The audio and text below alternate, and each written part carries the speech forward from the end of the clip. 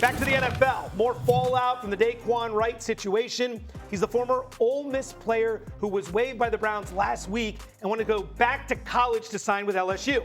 Yesterday, the NFL informed its clubs that any player who returns to the college ranks will be prohibited from signing with an NFL team this season. Adam, those are the treetops. What else do fans need to know?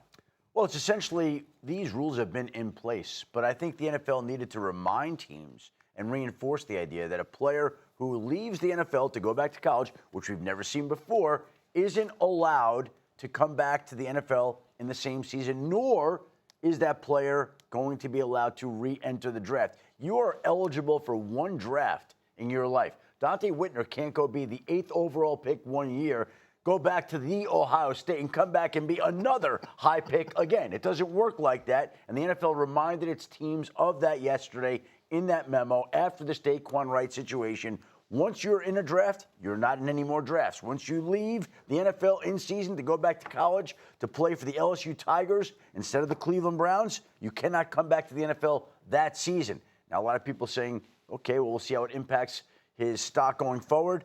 He's planning to see how that will be determined. So we'll see how that works out. You cover the college and pro games for us. You do an excellent job. What's your takeaway on all this? Number one, it's bizarre that we are even having these conversations right now when it comes to college football. I've always been of the mindset, once you put on an NFL uniform and you're in NFL camps, that you should not be back allowed in college athletics. That's fair. It's as simple as that for me. But I'm also going to look at it from this angle.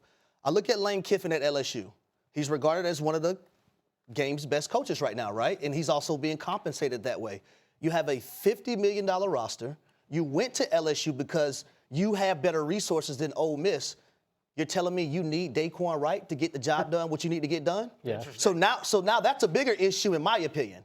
Because if you have all this money to pay top-notch players and you're getting transfers, why do you need Daquan Wright so much, in my opinion? There's a thought process. It's going to take some time to get things going there. I know a lot of fans are very excited based on what they saw last year. I'm with you. I think it's going to take a little bit of time. Jump in here. What's your take? The NFL needed some clarity on this. You cannot have the NFL and professional football turn into a revolving door. A guy signs an NFL contract. He gets cut. He goes back to college. And then in November, he comes back to the NFL. If you choose college football, you play college football. If you sign an NFL contract and you get cut, you are a free agent. So the biggest thing to me is that they understand the consequences before they make the decision. Before you sign that NFL contract and sign with an agent, there's no coming back that year, and that's final. How would you define this era of college football? Annoying, tiresome. Like, this is my least enjoyable era of college football. I just feel like every day, just from a fan perspective, every day there's another conversation around this lawyer, this attorney, this court hearing, this legal action. And I sit here and I go, okay, what's the next one? What's the next loophole that some lawyer is going to try to find? Who's going to be the next person to benefit off of it? And for a person who just loves college football and just loves the passion and the pageantry of college football, it's kind of gotten to a point where I'm annoyed by every day having another conversation about some person trying to find another loophole to help this other programmer, this type of player make this much more money. And it's like, gosh, dude, what happened to college football just being about college football? To Dio's point, think about this now. College football is starting this weekend. And we're spending so much time talking about it's been for a year. Kids going in the National Football League and coming back and playing college football.